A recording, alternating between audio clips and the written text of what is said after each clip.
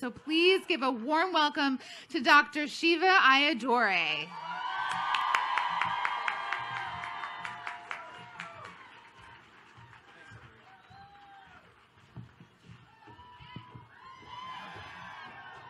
Good afternoon.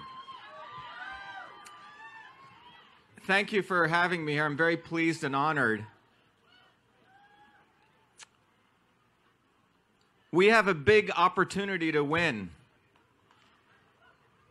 And what I'm talking about is to win the war for truth, freedom, and health against the forces of power, profit, and control, because the battle that we're talking about goes beyond vax and anti-vax. We have to acknowledge, however, because we're a family here, that as of now, we're losing this battle against the establishment's attack on the health and well-being of our children. So it's time, I want to take a few moments here to reassess and build a strategy that can actually win. That's what we got to do, right? We have to win. We're not here to lose. We're here to win. So we got to step back and look at what's going on.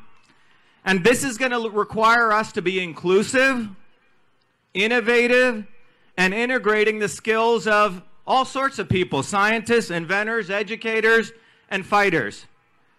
So that's how I hope to be of service here today, to be a catalyst for what I believe is a much-needed and long-needed revolution for truth, freedom, and health. So I want to share with you how I got to this stage.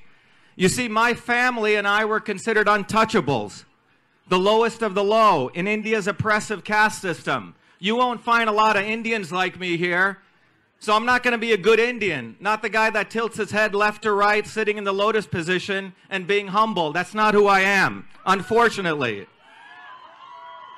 The plight of my caste was to pick coconuts for the rest of our lives. But my parents didn't believe in that destiny. You see, one of the oldest memories I have, which still strikes me very deep, is that I went home after playing soccer with a young boy, and the mother forced me to stay outside, the mother of this boy, and said, Shudra. Shudra is like the N-word in India, and gave me water in a different bowl. And that's when my mother said that we were considered untouchables, and the same thing used to happen to her. So I know what it feels like to be kept quarantined and seen differently. But my parents got out of that, and the best strategy that I can describe that is 3 words: education, education, education. You get what I'm saying? That's how we're going to win this, by educating everyone in a very different way. And we have to get educated as citizen scientists so we can challenge any MD and PhD and show them the flaws in their model of the immune system, which is old and about 150 years old. But most importantly, all of you have to become leaders, not followers. You know, Facebook wants followers, Twitter wants followers, but this movement needs leaders. And to build that movement that's going to rock the establishment, left and right, Republican and Democrat, because they've all sold us out. They've all sold you out, because they're all pay to play. And so we have to take this upon our own in a very, very different way. So how do we do this? How do we arm ourselves with real knowledge? The knowledge I'm speaking about is about how all systems work. And I was fortunate to learn this. It's about how the immune system works. It's about how the educational system works. It's about how all political systems work. And there is a methodology where you can learn this by learning, teaching, and serve to disseminate that knowledge. And I hope to be a catalyst for providing you opportunity to get access to that knowledge, because that is a revolution that's going to happen neighbor to neighbor.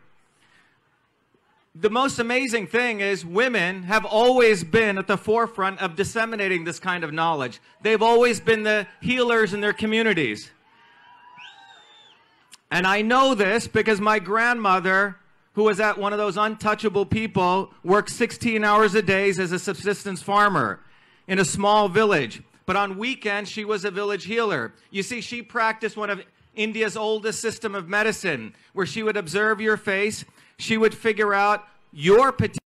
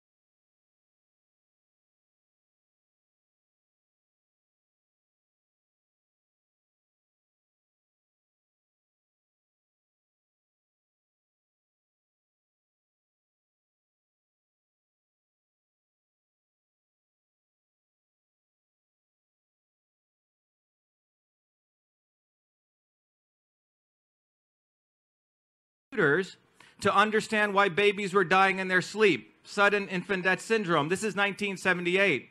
And I figured out some very interesting relationships as a young kid, published. But at that same time, in that medical college in Newark, I was also given an amazing opportunity only America could have afforded someone like me, the opportunity to convert. Some of you may know that old-fashioned interoffice mail system, inbox, outbox folders. I was asked to convert that entire system to the electronic form. I did that in 50,000 lines of code, named it email, and got the first U.S. copyright out as a 14-year-old kid. And that, recognizing me as the inventor of email, and that stuff is all in the Smithsonian over there. But when the facts of that invention came out, a lot of people got pissed off. Who got pissed off was a military industrial academic establishment who believes that all great innovations, all great ideas must come from war and from killing people, not from a 14-year-old immigrant American kid in Newark. But the fact is that all great things come from everyday people. So, when I came to, this was done before MIT, so when I came to MIT, I wanted to understand how systems of medicine work. The problem was, I found out that Western medicine looked at the body as parts, right? They look at it as this part and that part. So if you go to a doctor, you could get sent to 10 different specialists. They don't even understand that the ankle bone is connected to the foot bone. That's a problem, right? But in 2003, something happened. I'd done a bunch of degrees, and I was asked to come back to MIT. Something very interesting happened. You guys remember the Human Genome Project? Right, so what happened was in 1993, we went into the Human Genome Project thinking what made us different than a little worm, which we knew had about 20,000 genes, was the number of genes. We thought complexity of a system was a function of the number of genes. So we thought we must have about 1 million genes. Well, guess what? We only have 20,000 genes. We have the same number of genes as a worm. Did you guys know that? Well, now you do. And what that did was it flipped biology on its head in 2003. And what it did was it said we need to go to a systems approach to biology. We cannot look at things separated. We need to start interconnecting things. And truth emerges when you start connecting the dots. So what ended up happening was the National Science Foundation said, well, we need to start modeling the whole human cell beyond the genome. Genes are not who we are. What we eat, what we think, what stuff we put in, what's in the environment can turn on and turn off genes. That's how diseases come, and that's how diseases can go away. So this gave a huge, a completely different view of biology.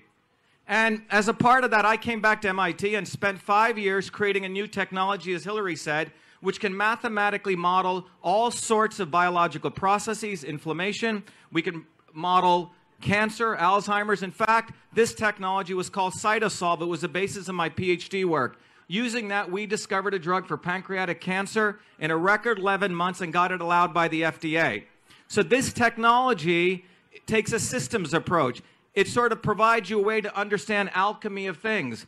It's sort of how my grandmother mixed those stuff together. That technology we use today to help the biggest pharma companies, the biggest nutraceutical companies, the biggest functional food companies. But what that technology has allowed me to also discover is that the modern theory of the way that today MDs and pediatricians look at the immune system is about 50 at best to about 150 years old. 50 to 150 years old. The model of the immune system is not just the innate immune system and the adaptive, but it's much more complex. It's a microbiome, it involves the neural systems, and it involves a missing link called the interferon system, which you can hear about more. But the point is that the immune system is a complex system. And what they have done is use reductionism, which I'll come back to. Reductionism is something that everyone here needs to learn, because reductionism is the tools of fake science. It's the tools of fake news. Okay? So what they do is they take a very complex system and they reduce it to a single variable or a single part. In the case of the immune system, they reduced it to something called the antibody. That's it. And if you have this antibody level, therefore, you have a great immune system. Well, it's fake science, guys. It's bullshit. Okay? The modern science, by the way, the National Institute of Health today, Francis Collins, its executive director, after the Genome Project ended, today even conventional medicine agrees that we need to move to a systems medicine. We need to move to precision medicine, personalized medicine, the right medicine for the right person at the right time. Sound familiar? That's what my grandmother knew, and that's what people in traditional systems of medicine have known for thousands and thousands and thousands of years. And that's what you mothers know intuitively. And that's why you're here, because something doesn't add up. So the real question is, what is real health, right? What is the goal of health? Is the goal of health to reduce your antibody levels or increase it to a certain level? I would argue that's not what it is. Modern science, modern engineering science tells us that the purpose of health is to have a resilient system. You hear that word? Resilience. Resilience, resilience, resilience. What resilience means is that you're supposed to get stressed a little bit. Maybe you're supposed to be exposed to certain pathogens and viruses, right? Maybe these viruses and pathogens are not our enemy. Maybe they are what we're supposed to be. But Western medicine has reduced everything using reductionism. And I'll end with this piece because I have 1 minute left. So how do you understand reductionism? Reductionism can best be understood by Buddha's great parable. It's a story of the 6 blind men. You know the story? They're invited and they each touch different parts of the elephant. And the guy who touches a tusk thinks he's touching the spear. The guy who touches a tail thinks he's touching a rope. And the guy who bumps into the foot thinks he's bumped into an oak tree. They all have a blinded view of reality, right? And that is how modern science is working today. Because the academics today are funded not to find truth, but to bring in grant money. And they're funded to support this concept of reductionism. There is only one way out of this. It's not going to come from a small set of people. It's not going to come from celebrities and politicians telling us what to do, because they're all part of this. It's going to come from all of you becoming citizen scientists, from you learning how to learn, teach, and serve. You need to learn systems thinking. You need to learn that the ankle bone is connected to the foot bone, and you need to be able to go educate your neighbors in small communities. The win is not getting a big thing on CNN or Fox News. The win is that you educate 10, 20 people how these systems work. That's how we're going to win. We're not going to win by one methodology. We're going to win neighbor to neighbor, one to one, because this is a long battle for truth, freedom, and health. So I say to you, you know the truth, you be the light, and you find your way. Thank you.